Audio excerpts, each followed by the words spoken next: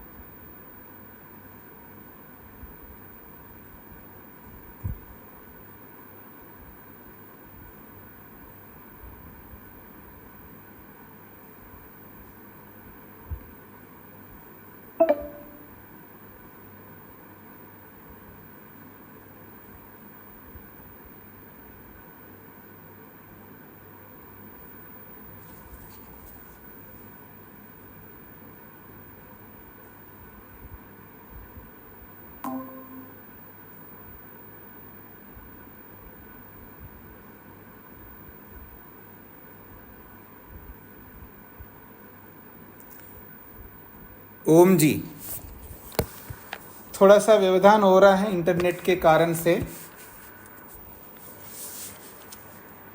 मैं कह रहा था क्षणिकवाद को लेकर के प्रसंग चल रहा है। प्रवाह से अनादिकालीन विषयों का जो संबंध है वो आत्मा को बांध नहीं सकता, ये प्रसंग चल रहा है। और इस प्रसंग में पीछे अनेक सूत्रों से स्पष्ट किया है। अब इसी क्षणिकवाद को आगे रखते हुए एक प्रश्न उपस्थित करते हुए 32 सूत्र में कहा जा रहा है। पृष्ठ संख्या है 36, सूत्र संख्या 32। पुनः आशंकते,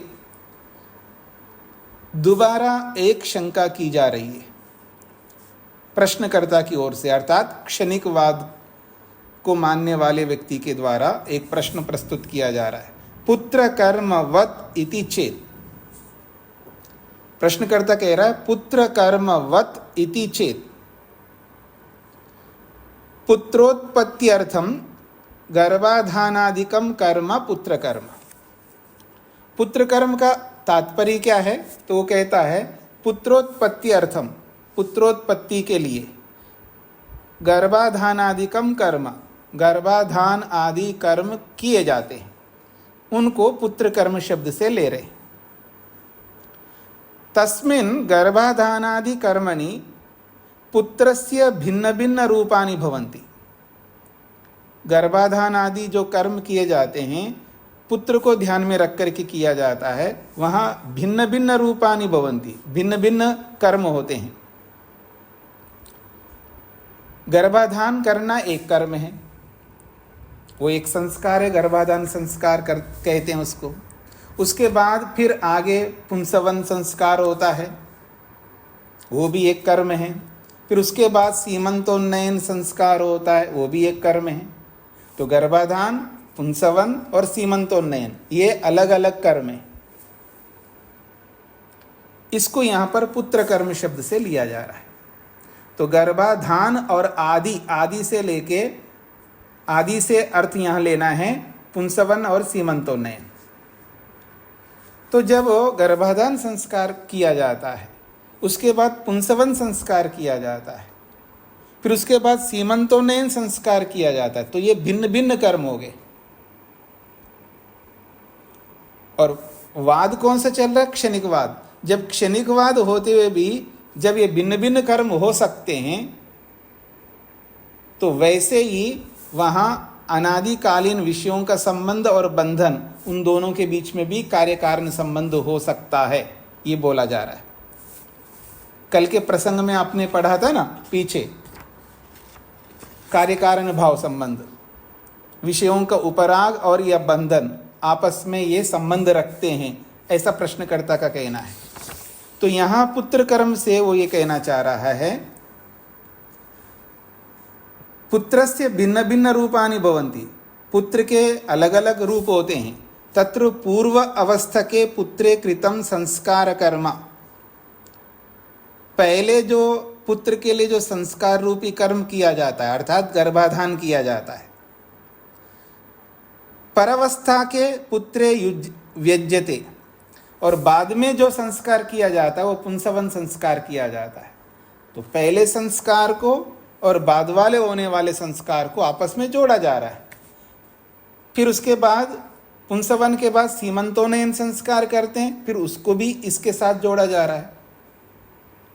तो गर्भाधान संस्कार जब किया गया है तब आत्मा अलग है, उसके बाद जब पुंसवन किया जाता है उस समय अलग आत्मा है, फिर उसके बाद जब सीमंतोन्नयन करते हैं उस समय अलग आत्मा है। जब संस्कारों को जोड़ करके हम कर सकते हैं तो बंधन को भी क्यों नहीं जोड़ा जाए, भले अलग अलग आत्मा हो। ये कथन है प्रश्नकर्ता का। तो आइए अब भाष्य को देखिएगा।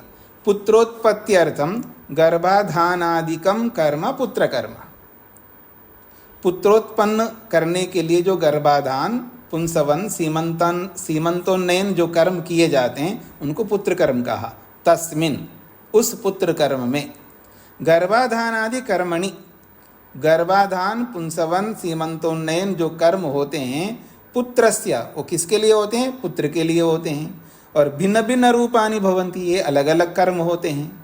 तत्र, उन अलग अलग कर्मों में पूर्व अवस्था के पुत्रे कृतम संस्कार कर्म, पूर्व अवस्था वाले पुत्र के लिए जो किया गया संस्कार रूपी कर्म है, गर्भाधान रूपी कर्म है, पर अवस्था के पुत्रे व्यज्यति, बाद में होने वाला जो पुंसवन रूपी संस्कार है उसके साथ वो जुड़ जाता है। पहले वाला संस्कार बाद वाले संस्कार के साथ जुड़ जाता है। पूर्व परयो पुत्र स्वरूपयो भिन्न भिन्नयो उपकार उपकार्य भाव भवति। तो पूर्व और पर, पहले वाला पूर्व है गर्भाधान और पर वाला जो है वो पुंसवन है, इन दोनों का परस्पर उपकारक और उपकार्य भाव होता है। गर्भाधान संस्कार जो है उपकारक है पुंसवन संस्कार के लिए, और पुंसवन संस्कार उपकारक है सीमंतोन्नयन संस्कार के लिए।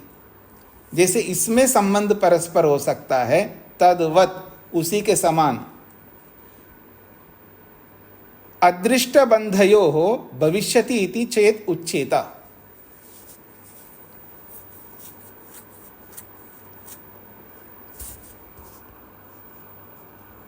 है पर क्या करें, व्यवधान में ही सब कुछ करना होता है।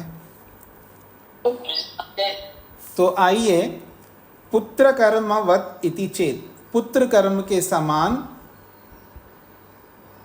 जीवात्मा के साथ बंधन हो सकता है, जिस कारण को लेकर के हमने बोला, ये प्रश्नकर्ता कह रहा है।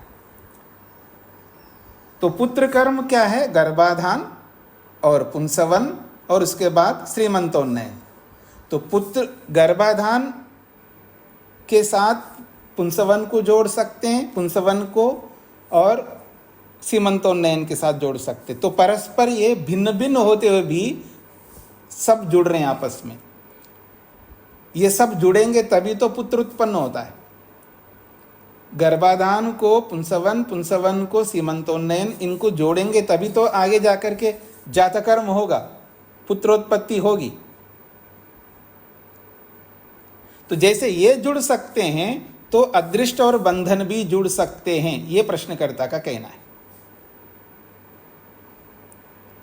आज ये बात समझ में आ गई जी आप लोगों को?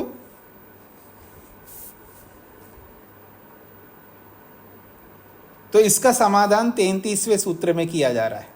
तर्री, अगर ऐसा आप कहते हो, पुत्र कर्म के समान कहते हो, तो उत्तर दिया जा रहा है न अस्ति ही तत्र स्थिर एक आत्मा यो गर्भाधानादिना संस्क्रियते।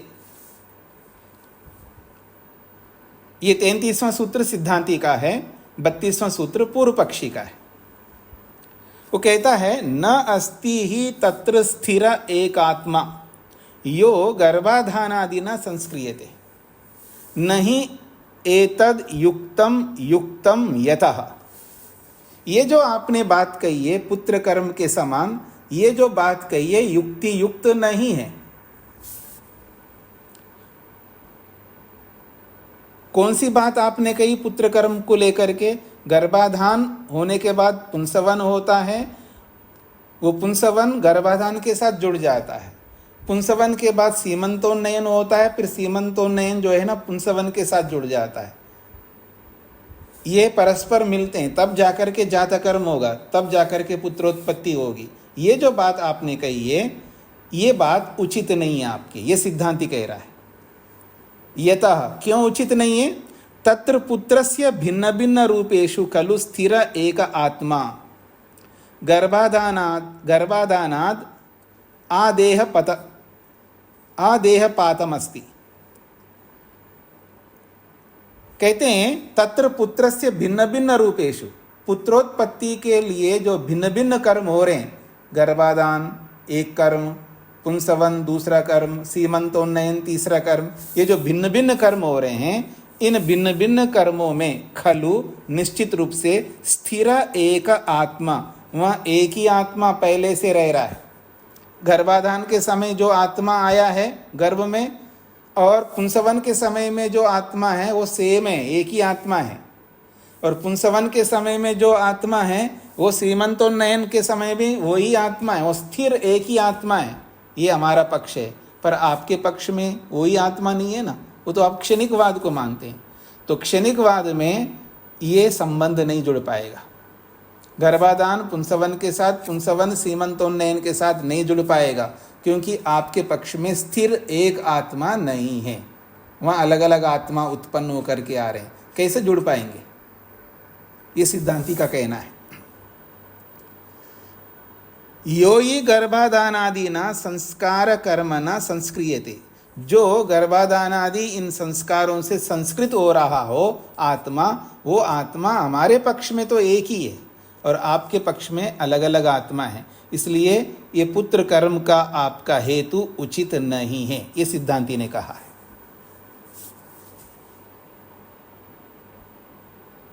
हाँ जी, सबको समझ में आया जी? सिद्धांति ने जो कहा ये बात सबको समझ में आ गई? हाँ जी, माता शकुंतला जी को क्या कहना है? स्वामी जी प्रणाम जी। यहाँ ये जो द्वितीय पंक्ति है उसकी, उसमें आता है खलु स्थिर एक आत्मा गर्भाधान आदि देह पातम अस्ति, इसका क्या अर्थ होगा स्वामी? ये कहते हैं हमारा जो सिद्धांत है, वैदिक सिद्धांत, ऋषियों का सिद्धांत, वेद का सिद्धांत, खलु निश्चित रूप से स्थिर एक आत्मा, एक ही आत्मा रहता है शुरू से लेकर अंत तक। कहाँ से कहाँ तक?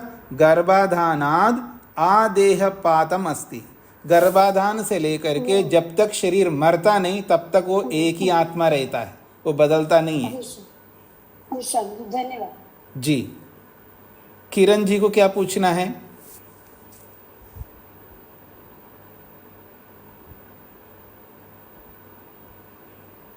हाँ जी, तो मैं आगे बढ़ता हूं जी। पुनः पूर्व पक्षत्वेन उच्यते, फिर एक पूर्व पक्ष की ओर से बात कही जा रही है। 34वें सूत्र में पूर्व पक्ष की ओर से, प्रश्नकर्ता की ओर से बात कही जा रही है। स्थिर कार्य सिद्धे क्षणिकत्व, वो अपने क्षणिकवाद से वो दूर नहीं हो रहा है, अर्थात क्षणिकवाद को स्थिर रखना चाहता है, क्षणिकवाद को ही मानना चाहता है। इसलिए वो 34वें सूत्र में भी कह रहा है स्थिर कार्य सिद्धे क्षणिकत्व। स्थिर कार्यस्य अनुपलब्धे कस्मिंचिदपि वस्तुनि स्थिर कार्यस्य स्थिर परिणामस्य अभावात्। वस्तु मात्रस्य क्षणिकत्वं संभवति, तस्माद् आत्मनोपि क्षणिकत्वं विज्ञेयम्। प्रश्नकर्ता जोरदार प्रश्न लेके आया हमारे सामने। स्थिर कार्यस्य अनुपलब्धे, कोई भी कार्य स्थिर रूप से एक नहीं चल रहा होता है। कस्मिंश्चिदपि वस्तुनि स्थिर कार्यस्य, किसी भी वस्तु में स्थिर कार्य का, एक ही कार्य निरंतर चल रहा हो, ऐसा स्थिर परिणामस्य अभावात्, स्थिर परिणाम वहां कहीं पर भी नहीं मिलता। एक ही कार्य लगातार चल रहा हो, एक ही कर्म लगातार चल रहा हो, ऐसे आप किसी भी वस्तु में दिखा नहीं सकते। क्यों? वो कहता है वस्तु मात्र से क्षणिकत्वम संभवति, इससे प्रत्येक वस्तु क्षणिक है, यह सिद्ध हो रहा है, क्योंकि एक ही कार्य नहीं होता है। ये बात आपको समझ में आ रही जी? क्योंकि प्रत्येक वस्तु में निरंतर परिवर्तन चल रहा है ना, एक ही परिवर्तन नहीं होता। एक परिवर्तन आता है, वो बदलता है, दूसरा परिवर्तन आता है। तो जब एक परिवर्तन है तो वो एक कर्म है, फिर दूसरा परिवर्तन है तो दूसरा कर्म है, तीसरा परिवर्तन है तीसरा कर्म है। एक ही कर्म नहीं चल रहा है ना। पता नहीं आपकी ये बात समझ में आ रही नहीं आ रही है। आप खाना बनाते हैं, ये तो समझ में आता हो ना। तो खाने का एक ही कर्म है या उसमें अनेक कर्म होते हैं, इससे आपको समझ में आ जाएगा। जब आप चावल पकाते हैं तो चावल पकाना एक कर्म है या वहां अनेक कर्म होते हैं? मैं पूछूं माता जी आप क्या कर रहे हो, तो माँ बोल रही है चावल पका रही हूं, तो एक ही कर्म हो रहा है क्या वहां पर?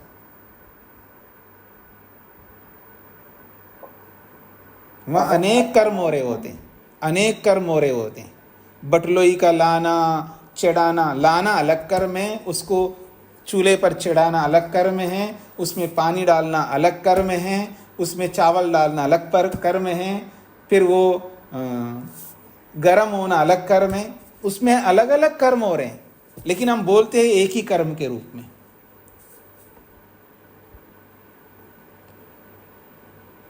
कर्म निरंतर बदलते, एक कर्म समाप्त होता है दूसरा कर्म आता है, दूसरा कर्म समाप्त होता है तीसरा कर्म आता है। तो ऐसे कर्मों की श्रृंखला चल रही होती।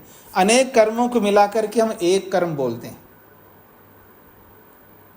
अगर भोजन समझ में नहीं आ रहा है आपको, तो हाँ जी मकान बन रहा है जी। आप में से भी कुछ लोग होंगे जिनके मकान बन रहे होंगे। जिनके मकान नहीं बन रहे हों तो बिल्डर लोग होंगे, वो मकान बना रहे होंगे। तो क्या हाँ जी मकान बना? नहीं जी बना नहीं, अभी बन रहा है। तो मकान बन रहा है, तो एक ही कर्म चल रहा है क्या वहां पर? अनेक कर्म चल रहे होते हैं, पर हम एक ही कर्म के रूप में प्रस्तुत करते हैं। तो जब कर्म क्षणिक है, इसका मतलब यह है वस्तु भी क्षणिक है, ऐसा वो कहना चाहता है प्रश्नकर्ता। इसलिए वो कह रहा है स्थिर कार्य से अनुपलब्धे, स्थिर कार्य, एक ही कार्य की उपलब्धि संसार में नहीं होती है। कस्मिंश्चिद अपि वस्तुनि, किसी भी वस्तु में स्थिर कार्यस्य, स्थिर एक ही कार्य का, स्थिर परिणामस्य, स्थिर रूप से एक ही कार्य रूपी परिणाम हो रहा हो, अभावात्, ऐसा कहीं पर देखा नहीं जाता है। क्यों? वस्तु मात्र से क्षणिकत्वम संभवति, इसी से पता लगता है प्रत्येक वस्तु क्षणिक है, ऐसा वो प्रश्नकर्ता कहना चाह रहा है। तस्माद्, इसीलिए आत्मनोपि क्षणिकत्वं विज्ञेयम्, जब प्रत्येक वस्तु क्षणिक है तो आत्मा को भी क्षणिक मान लेना चाहिए, ये प्रश्नकर्ता का कहना है। अब इसका उत्तर दिया जा रहा है अगले सूत्र में, पुनः उत्तरेति, इसका समाधान किया जाता है 35वें सूत्र में। सूत्र क्या है? न, जो आप कह रहे हो वो उचित नहीं है। क्यों? प्रत्यभिज्ञा बाधात, प्रत्यभिज्ञा में बाधा आने से। प्रत्यभिज्ञा एक पारिभाषिक शब्द है, दर्शनों में बार बार आता है प्रत्यभिज्ञा, और इसी प्रत्यभिज्ञा से आत्मा के नित्यत्व को सिद्ध करते हैं हम लोग। प्रत्यभिज्ञा एक बहुत महत्वपूर्ण शब्द है। प्रत्यभिज्ञा कहते हैं स्मरण को। प्रत्यभिज्ञा का मतलब है याददाश्त, स्मरण। वस्तु मात्र से क्षणिकत्वम न, सिद्धांति कहते हैं प्रत्येक वस्तु क्षणिक हो ऐसा नहीं है। वस्तु मात्र से क्षणिकत्वम न, कोई भी वस्तु क्षणिक नहीं है। कुतः, क्यों नहीं है? प्रत्यभिज्ञाया बाधा प्रसंगात, यदि वस्तु को क्षणिक मानोगे तो प्रत्यभिज्ञा का बाधा हो जाएगी, अर्थात प्रत्यभिज्ञा जो है वो खंडित हो जाएगी। फिर स्मरण शक्ति का या स्मरण का कोई औचित्य नहीं रहेगा। क्या होती है प्रत्यभिज्ञा? बताया जा रहा है, या एषा प्रत्यभिज्ञा भवति, यह जो प्रत्यभिज्ञा होती, ये जो स्मरण होता है वो कैसा होता है? बाल्ये यो अहमासम स एव अहम वार्धक्ये अपि। हाँ जी, आप में से कौन बूढ़े व्यक्ति हैं? थोड़ा सामने आ जाओ। बचपन में जो मैं था वही मैं हूं आज, ये मैं याद करता हूं। बूढ़ा आदमी क्या याद करता है? बचपन में जो था वही मैं हूं अब। ये है प्रत्यभिज्ञा, ये है स्मरण, मैं याद करता हूं। चलो यहाँ की बात बाद में बता देता हूं, वर्तमान की बात बोलता हूं। हाँ जी, 40 मिनट हो रहा है, हम बैठे यहाँ पर 40 मिनट हो रहा है। 40 मिनट पहले आप वही थे, अब भी वही हो। ये आपको याद आता नहीं है? मैं वही हूँ। 1 घंटे पहले जो था मैं, वही मैं हूँ। कल जो मैं था आज भी वही हूँ। 10 दिन पहले जो था वही मैं हूँ। ये जो स्मरण हम करते हैं ना, इस स्मरण से, इस प्रत्यभिज्ञा से पता लगता है आत्मा क्षणिक नहीं है। ये प्रत्यभिज्ञा प्रूफ है, ये आधार है, ये प्रमाण है। अगर आत्मा वो नहीं होता, बदल जाता है, तो वो ये नहीं कह सकता कल का अलग था आज का मैं अलग हूं। तो वो कैसे ये बोलेगा कल जो था मैं वही मैं हूं? ये बोल ही नहीं सकता आत्मा के बदलने पर। अगर आत्मा बदल जाए तो फिर ये नहीं बोल सकता कि कल जो मैं था वो आज भी मैं हूं, ये नहीं बोलेगा। उसको पता ही नहीं लगा, याद ही नहीं रहेगा ना, स्मरण नहीं रहेगा ना। तो मैं नया हूं, तो कल का मतलब 24 घंटे के पहले का कैसे याद आएगा उसको? वो तो बदल गया। आपको समझ में आ रहा है ना 24 घंटे कितने होते हैं? 24 घंटों में कितने मिनट होते हैं? 24 घंटों में कितने क्षण होते हैं? कितनी आत्माएं बदल गई होंगी? कैसे याद रहेगा उसको? पहले वाला अलग, वर्तमान वाला अलग। ये प्रत्यभिज्ञा सिद्ध करती है, ये स्मरण ये सिद्ध करता है। स्मरण ये कहता है कल जो था वही मैं हूं। 10 साल पहले जो था वही आज मैं हूं, वही हूं। 50 साल पहले मैं था, आज वही हूं मैं। 60 साल पहले जो था वही मैं हूं आज, बदला हूं नहीं मैं, बदला नहीं मैं, वही हूं। तो यही कहना चाह रहे हैं, या ऐसा प्रत्यभिज्ञा भवति, वह ये जो स्मरण होता है बाल्य मतलब बालकपन में, यो अहम आसम, बाल्य अवस्था में जो मैं था, स एव अहम वार्धक्ये अपि, वही मैं हूं इस बुढ़ापे में। या एव अहम यौवने अपि, और वही मैं युवावस्था में भी वही था मैं। स एव अहम, वही मैं आज हूं। बाल्यावस्था में जो था वही युवावस्था में था, और जो युवावस्था में था वही मैं आज बुढ़ापे में हूं। फिर कहा आगे, प्रातः आसम स एव अहम सायमस्मि, प्रातःकाल जो मैं था वही आप सायंकाल में हूं। क्योंकि आप सबका प्रातःकाल चला गया, अभी सायंकाल में बैठे हैं आप, तो आप यही फील करते हो ना, प्रातःकाल जो मैं था वही अभी सायंकाल में हूं मैं। य एव अयम सायं शयन वेलायाम आसम स एव अहम प्रातः जागरण वेलायाम अपि अस्मि इति। सायंकाल हो जाएगा, अर्थात रात्रि आ जाएगी, फिर आप सो जाएंगे। सोते समय आप अनुभव करेंगे अब मैं सो रहा हूं। ठीक है जी। फिर प्रातःकाल उठ करके यही फील करोगे, यही अनुभव करोगे। रात में जो मैं था वही मैं अभी प्रातःकाल में हूँ, यही कहना चाह रहे हैं। यह एव अयम सायं शयन वेलायाम आसम, जो सायंकाल सोते समय मैं था, स एव अहम प्रातः जागरण वेलायाम अपि अस्मि इति, वही मैं हूँ जो प्रातःकाल हो गया है, अब मैं जाग गया हूँ, वही मैं हूँ। या ऐसा प्रत्यभिज्ञा, यह जो प्रत्यभिज्ञा है आखिर ये होती क्या है? पुनः स्मृति, ये तो स्मरण है। प्रत्यभिज्ञा का मतलब स्मरण है, स्मृति है। और किस विषय में? स्व विषया भवति, अपने विषय में होती ये स्मृति।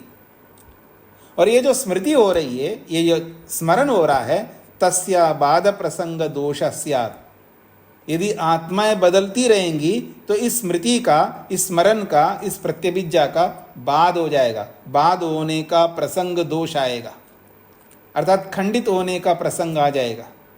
तस्मात् आत्मा स्थिर अस्ति न क्षणिकः, इसलिए आत्मा स्थिर है, एक ही है, बदलता नहीं है। न क्षणिका, वो क्षणिक नहीं है। क्षणिकवादे विषयोपरागो न बंध हेतु, इसलिए हमारा ये सिद्धांत है, क्षणिकवादे, क्षणिकवाद को मानने पर विषयों का उपराग, विषयों का संबंध आत्मा के बंधन का हेतु कारण नहीं बन सकता।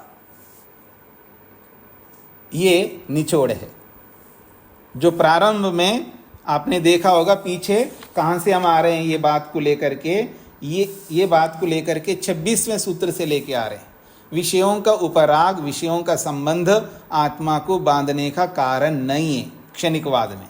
तो 26वें सूत्र से लेकर के यहाँ 25वें सूत्र तक वही प्रसंग चल रहा है, क्षणिकवाद। आगे कह रहे हैं अन्यच्चा, एक और हम हेतु दे रहे हैं, प्रमाण दे रहे हैं। कौन सा प्रमाण है? श्रुति न्याय विरोधाच्चा, श्रुति यानी वेद में, श्रुति कहते हैं वेद आदि शास्त्रों को। श्रुति शब्द से केवल वेद नहीं ले रहे हैं यहाँ पर, श्रुति से वेद भी लेते हैं, ब्राह्मण ग्रंथ भी लेते हैं, उपनिषदों तक श्रुति शब्द से लिया जाता है। तो कह रहे श्रुति में और न्याय में विरोध आने से, श्रुति विरोध प्रसंगात, आत्मा को क्षणिक मानेंगे तो श्रुति में, शास्त्रों में विरोध आएगा। तथा और न्याय विरोध प्रसंगादपि, और न्याय का भी विरोध आएगा, न्याय संगत नहीं माना जाएगा। श्रुति में विरोध भी आएगा, और जो न्याय होता है जिसको हम जीते हैं न्याय को लेकर के, बिना न्याय के आप जी नहीं सकते, याद रखिएगा। आपके पग पग पर न्याय काम करता है।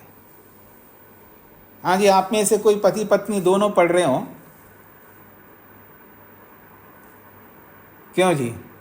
ये न्याय है, ये मेरी पत्नी है, ये न्याय तो है। कल को ये ना कहे मैं आपकी पत्नी नहीं हूं, कल वो ये ना कहे मैं आपका पति नहीं हूं। ये न्याय है।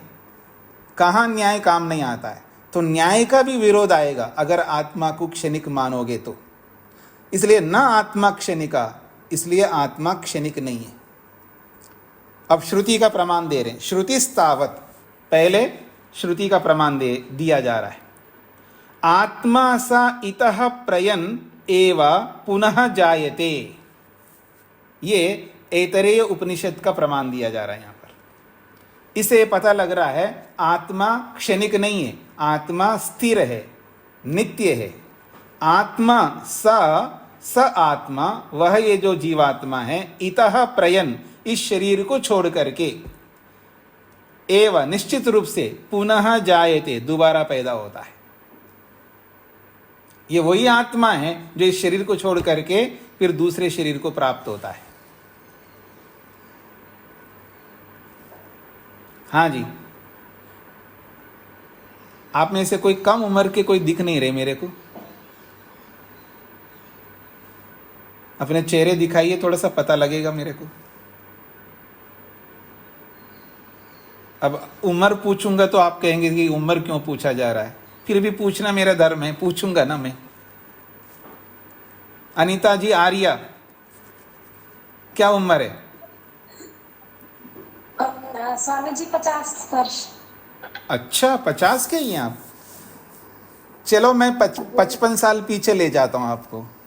55 साल पीछे एक परिवार आपका पैरेलल चल रहा है इस परिवार के साथ। 55 साल पहले किसी और जगह थे आप, वो भी परिवार चल रहा है, वहां भी कोई पति था, वो मरा नहीं अभी, हाँ याद रखना, वो 60 साल का ही है, और वो बच्चे भी हैं आपके वहां पर, सास भी है, ससुर भी है, सब लोग हैं जिंदा वहां पर। केवल 55 साल पीछे ले गया हूं आपको। अब इस परिवार के साथ आप इतना अटैच्ड हो गए, उस परिवार को तो बिल्कुल भुला, एक बार भी आपने याद नहीं किया, एक बार भी, वन टाइम भी आपने उस परिवार को याद नहीं किया। 50 साल हो गए आपके, याद रखना, एक बार भी याद नहीं किया। वो पता नहीं था, अब मैं पता करवा रहा हूं ना आपको, अब याद करो, नहीं कर सकते आप, बताने के बाद भी याद नहीं कर सकते आप। जब ये बात समझ में आ जाएगा ना, आपका जो भी अटैचमेंट है ना, सब समाप्त हो जाएगा। अर्थात जब तक आदमी सामने होता है ना, तब तक अटैच्ड रहना होता है। आदमी जब सामने नहीं रहता, सारा अटैचमेंट बंद रखना होता है, उसको डिलीट करना पड़ता है। यही समस्या, आप लोग डिलीट नहीं करते।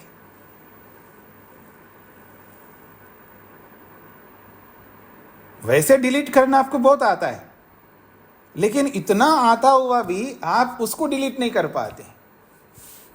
ये सबसे बड़ी समस्या है, दुख की बात है। तो कहते हैं आत्मा स आत्मा इतः प्रयन, वह आत्मा यहां शरीर को छोड़ करके पुनः जाए तो दोबारा उत्पन्न हो जाएगा। प्रमाण क्या कह रहा है? अब आपके घरों में से कहीं ना कहीं तो कोई तो जाएगा ना, शरीर है तो जाएगा ना। अगर जा रहा है कोई व्यक्ति तो आपको परेशान नहीं होने का, क्योंकि पुनः जाए तो दोबारा पैदा होगा, दोबारा पैदा होगा। आप जो कपड़े पहनते हैं, क्या कपड़े पहनते जी, आपको बढ़िया कपड़ा दे रहा हूं, पति कह रहा है आपको बहुत महंगा कपड़ा है, खुशी से लोगे आप।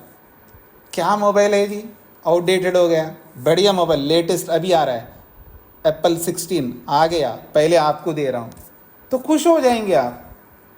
नई वस्तु जब प्राप्त होती है ना, खुशी आनी चाहिए, प्रसन्नता आनी चाहिए, संतोष आना चाहिए।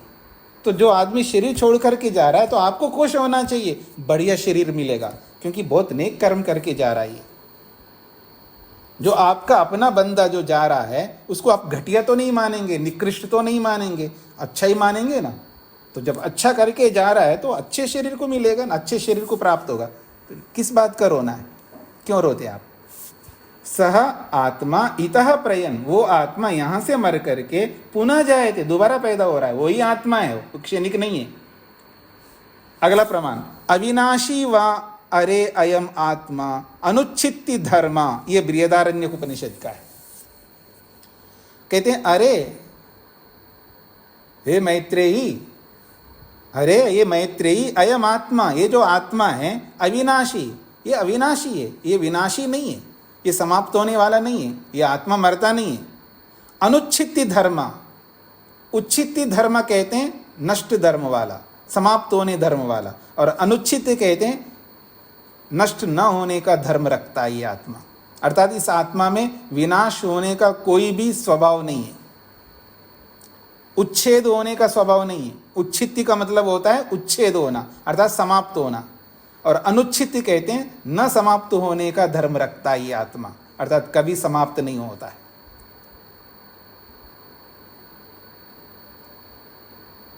आप में से गीता का उस श्लोक को तो सुना ही होगा कई बार, पर सुन करके भी अनसुना रहते हैं आप लोग। नैनम छंदन, वो बोलते हैं ना अपना, नैनम छिंदन्ति शस्त्राणि नैनम दहति पावक न शोषय। अब बहुत सुनते हैं आप, आत्मा को कोई शस्त्र काट नहीं सकते, पानी गीला नहीं कर सकता, अग्नि उसको जला नहीं सकती, वायु उसको सुखा नहीं सकता, आत्मा का कुछ नहीं बिगड़ता। जब आत्मा एज इट इज जैसा वैसे ही रहेगा, तो किस बात का रोना है, क्यों परेशान होना है? अगर आपको परेशान होना है ना, जो जन्म हो रहा है ना, वहां हो जाना परेशान, दुखी होना। अब देखो, अब पता नहीं कैसा आत्मा आया है हमारे घर में, अब इसको बनाना पड़ेगा, कितने पापड़ पेलना होगा मेरे को, उसको बहुत अच्छे सुसंस्कृत करने के लिए बहुत मेहनत करना पड़ेगा। उसके लिए परेशान होना है आपको, उसके लिए थोड़ा सा सोचना, अरे पता नहीं कहाँ से कौन सा आत्मा आएगा, कैसा। जब गर्भ में रहता है ना वो, तो आपको चिंतित रहना, पता नहीं कहाँ से आया होगा, पता नहीं कैसे संस्कार लेके आया होगा। तब दुखी होना तो बनता है।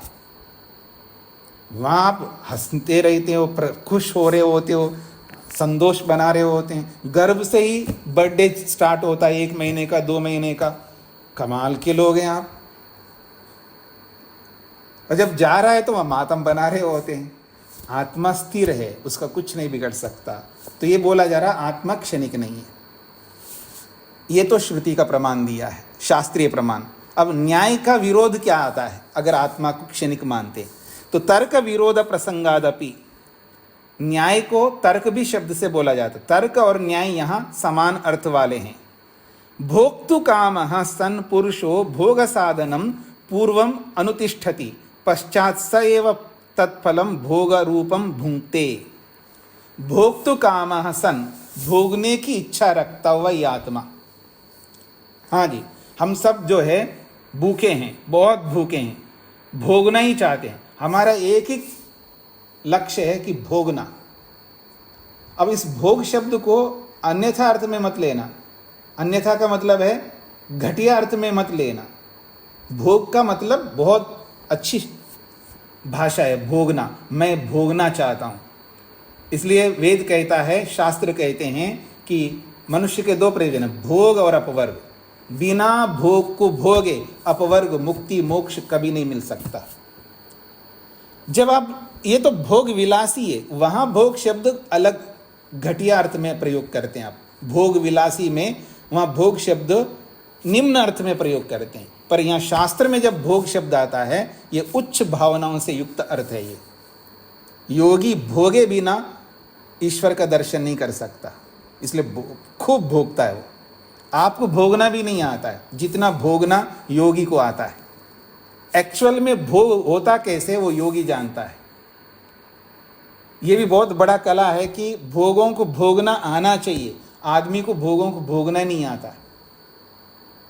भोगों का होना अलग बात है और उसको भोगना अलग बात है। आप लोगों के पास भोग बहुत होंगे, लेकिन आप भोगते नहीं हैं उनको।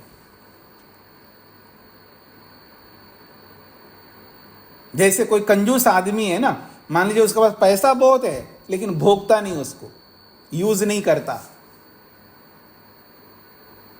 आपके पास ज्ञान विज्ञान की कोई कमी नहीं, बहुत ज्ञान विज्ञान है, लेकिन उसको आप भोगते नहीं, अर्थात उसका यूज नहीं करते हैं आप। मेरा कहने का यह अभिप्राय है। इसलिए भोगना आना भी चाहिए। भोग तो काम सन, भोगने की कामना को लेकर के पुरुषः, ये मनुष्य, भोग साधनम, भोग के साधनों को, पूर्वम अनुतिष्ठति, पहले उन भोग के साधनों को इकट्ठा करता है। पश्चात सएव, बाद में वही पुरुष, तत्फलम, उसके फल को, अर्थात भोग रूपम फलम भुंक्ते, फिर उस भोग रूपी फल को वो भोगता है। पहले भोग को इकट्ठा करता है, उसके लिए मेहनत करता है, बाद में उसको भोगता है। यह करता स भोक्ता, जो कर्म करता है वही तो भोगेगा। इति न्याय, यही न्याय है। न्याय क्या है? जो कर्म करता है वही भोगता है, अर्थात कर्म करने वाले को ही फल मिलता है। यदि साधन अनुष्ठान काले भिन्न, फल भोग काले भिन्न, तर्हि कह साधनानि अनुतिष्ठेत। यदि आत्मा को क्षणिक माना जाए तो साधनों का अनुष्ठान करते समय, भोग के साधनों को इकट्ठा करते समय आत्मा अलग हो और फल भोगने के समय आत्मा अलग हो जाए, तो कौन साधनों को इकट्ठा करे? कोई नहीं कर सकता। तदा लोक व्यवहारो न उपलभ्येता विनष्टो भवेत, और लोक में ऐसा व्यवहार भी नहीं दिखाई देगा। क्यों मेहनत करूं जी, मैं इतने साधनों के इकट्ठा क्यों करूं? क्योंकि साधनों के इकट्ठा करते करते मैं तो मर जाऊंगा, फिर नया आत्मा आएगा वो भोगेगा। मेहनत मैं करूं और दूसरा भोगे, मैं क्यों चाहूंगा ऐसा? फिर लोक में व्यवहार भी नहीं चल पाएगा ऐसा। प्रसिद्धम च, और लोक में प्रसिद्धि भी है, कहावत भी है। जैसे लोक में अलग अलग कहावत होते हैं ना, हिंदी में या संस्कृत में भी एक कहावत लिख दिया उन्होंने, को नाम अनुपभोग्ये कर्मणि तत्साधने व प्रवर्तते। को नाम, कौन ऐसा अभागा आदमी है, अनुपभोग्ये कर्मणि, न भोगने योग्य कर्मों में, तत्साधने व, उन साधनों में, प्रवर्तते, अपना दिमाग खर्च करेगा। कौन उस कर्म में लगा रहेगा जिस कर्म के फल को भोग ना सके हो। कोई भी उस कर्म में नहीं लग सकता व्यक्ति। को नाम अनुपभोग्य कर्मणि, ना भोगने योग्य कर्म में लगा रहेगा। कौन ऐसा अभागा आदमी है, उनके साधनों के इकट्ठा करने में लगा रहेगा जब उसको भोगना ही नहीं। अब इधर उधर पटरी से मत उतरा करें। हाँ, आप पटरी से उतर रहे हैं, आपके दिमाग बता रहा है मेरे को ऐसा थोड़ा है जी। हाँ, हमारे दादाजी ने पेड़ लगाया, उसका फल तो हम ही भोग रहे हैं, दादाजी थोड़ा भोग रहे हैं। ये पटरी से उतरने की बातें कर रहे हैं आप मन में।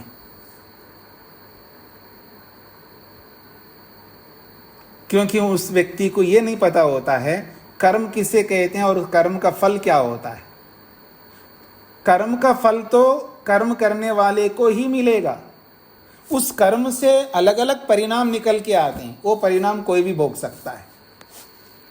पेड़ लगाने का जो कर्म दादा ने किया है, उसका फल उसी दादा को मिलेगा। उस पेड़ के आने के बाद उसका जो परिणाम आया है, पेड़ से जो फल आ रहे हैं, वो तो परिणाम है। वो फल थोड़े हैं, वो कर्म का फल नहीं है, वो परिणाम है। तो फल अलग होता है, परिणाम अलग होता है, प्रभाव अलग होता है। इसलिए पटरी से नहीं उतरिएगा, प्रसंग में रहेगा। जो कर्म करता है उस कर्म का फल उसी कर्ता को मिलेगा, कर्म करने वाले को मिलेगा।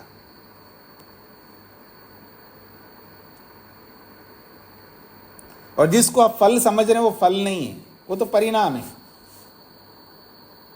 परिणाम तो किसी को भी मिल सकता है, इसमें कोई दो राय नहीं। परिणाम क्या, प्रभाव किसी को भी मिल सकता है। किसी के कर्म से कोई भी सुखी हो सकता है। मैं दूसरे शब्दों में बोल रहा हूं, किसी के कर्म से कोई भी सुखी हो सकता है, किसी के कर्म से कोई भी दुखी हो सकता है। लेकिन उस कर्म का वो सुख जो ले रहा है दूसरा व्यक्ति, उस कर्म का फल नहीं है वो। और जिस कर्म से जो दुख भोग रहा है दूसरा व्यक्ति, उस कर्म का वो फल नहीं है, वो दुख।